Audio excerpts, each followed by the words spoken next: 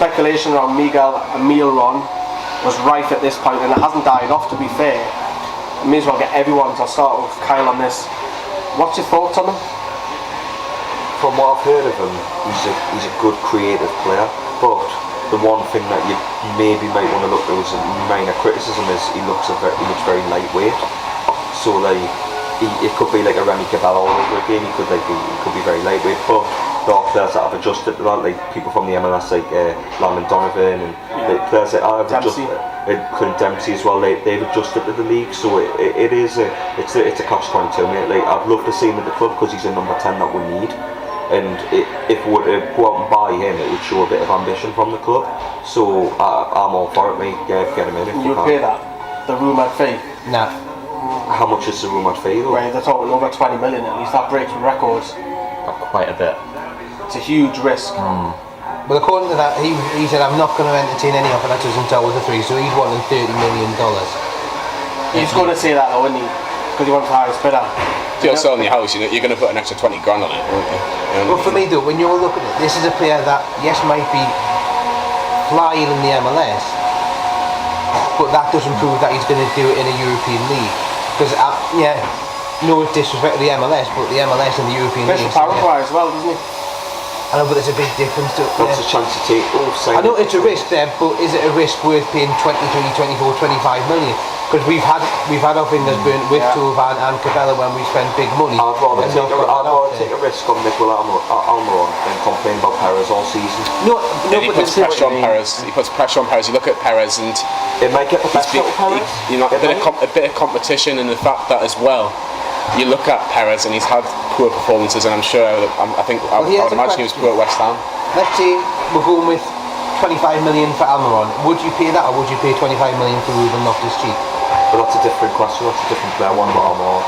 So Almiron, I think Ruben Loftus-Cheek what makes Newcastle business sense and very Newcastle-like is to loan the player first and then have a future fee. He won't do that. Who knows? We're allowed 2 foreign loans, which again we'll talk more about it.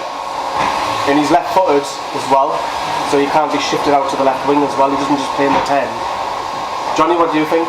My personal opinion is that if you've got your head of recruitment going down there, have a look. And Rafa's obviously identified him as... That's true. Of course it is. Yeah, I think it is. Steve Nixon. Yeah, I think there's too many media. I can't even think of the word, but too many different people saying that they're there. I think there's interest there. I think they're probably trying to discuss a fee and maybe try and get an agreement. But until I think the player will want to come. I think until the fat man upstairs gives the go ahead. I think his dad came up and says something that he wants to move to a European league, and it's between us and West Ham. I think Newcastle and Atlanta may have an agreement. So Steve Nixon's probably talked and they've got an agreement in general. That's right, Mark. You speak up. But until Fat Mike decides that he's going to go ahead with it, you can't. Penfold or Charlie can't actually make an official bid. Someone hoovering, if you're wondering what that noise is. My only reservation with this deal is that he's playing in the MLS. Yeah. And I know we've talked about the fact that Landon Donovan's come across and Clint Dempsey, and they've done well. But it's still a gamble because the MLS, let's be brutally honest, it's not the Premier League, it's not the Bundesliga, what do you say the it's not Serie A. What, League One? Well, bit higher, lower championship?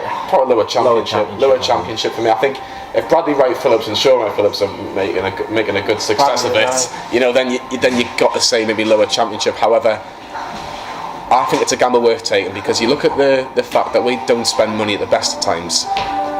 I'll be willing to take a risk on a player that might be able to do it rather than not spend any money at all because we've not invested any players properly in the last. Probably since the championship when we first got relegated and Rafa bought all those players and to get us out of there. We haven't done enough. We did sell to something went out of the fund. We did, but we put that money back into the club and you have to give credit in that sense. But since we've been promoted or since the January we try to get Townsend, it's just one thing after another trying to get a player in, and I think that we have to make a statement now. This player looks like it's done, it's just the fee. It is, but as well, I think this is a massive thing with Benitez's future as well.